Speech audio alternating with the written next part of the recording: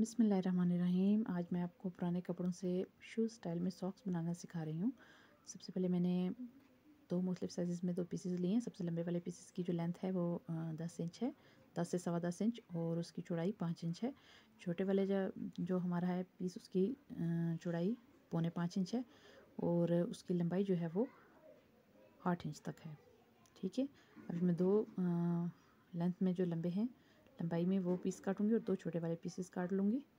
ये बच्चों के जो पुराने कपड़े अक्सर छोटे हो जाते हैं, आप उनसे इजीली बना सकते हैं और ये काफ़ी पायदार भी होती हैं आम सॉक्स की निस्बत, और इजीली बन भी जाती हैं।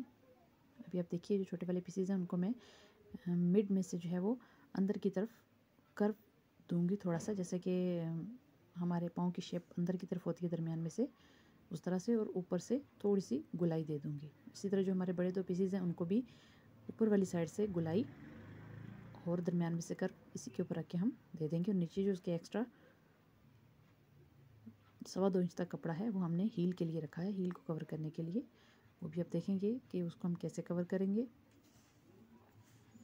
ये हमारे टोटल 4 पीसेस हैं, 2 छोटे और 2 लंबाई में लंबे पीसेस हैं। ठीक है, सबसे पहले जो है, अभी आपने जहाँ तक हमारे 2 छोटे पीसेस की लंबाई ख़त्म हो रही है वहाँ पे 1.25 इंच तक आपने एक पीस निकाल लेना है, अंदर से कट कर लेना है वी शेप में, इस तरह दोनों तरफ से, उस तरफ से भी और इस तरफ से भी। ये जो साइज़ मैं आपको बता रही हूँ, ये 8 नंबर का जो पाँव का साइज़ होता है, ये उसके लिए बिल्कुल परफेक्ट है।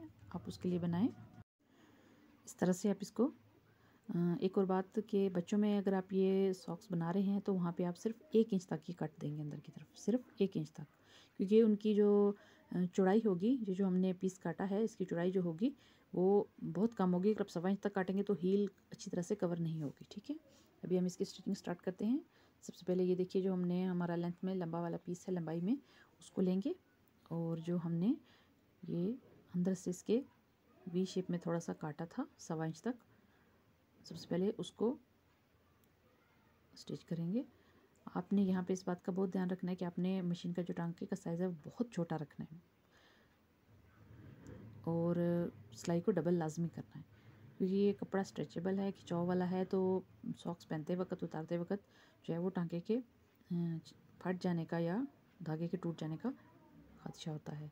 अभी इसको हम यहाँ तक, ये देखिए, थोड़ा सा हमने 1/2 इंच से भी कम में छोड़ दिया है और बाकी स्टिच कर लिया है। इस तरह दूसरी तरफ से भी इसको स्टिच कर लेंगे इस तरह से।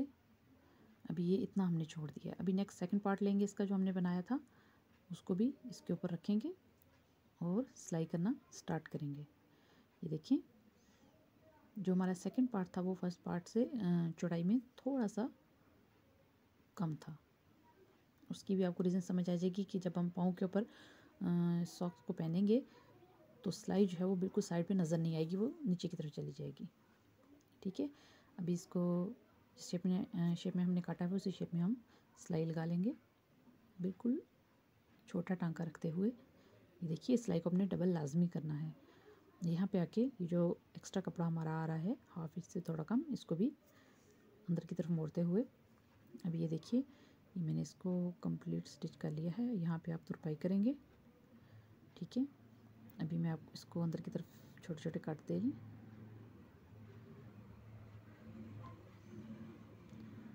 अभी इसको सीधा करेंगे तो इसकी फाइनल लुक आपके सामने आएगी। ये देखें, इस तरह से यहाँ जब तुरपाई हो जाएगी उसके बाद आप इसको पहनेंगे। अभी मैं आपको ऐसे ही इसको बताऊंगी कि ये पहनने के बाद कैसी लगेगी। ये शू स्टाइल में जो हमारी सॉक्स है, ये दोनों सॉक्स तैयार हो चुकी हैं। अभी मैं आपको बताऊंगी कि इसको आपने पहनना कैसे और ये पहनने के बाद कैसी लगेगी।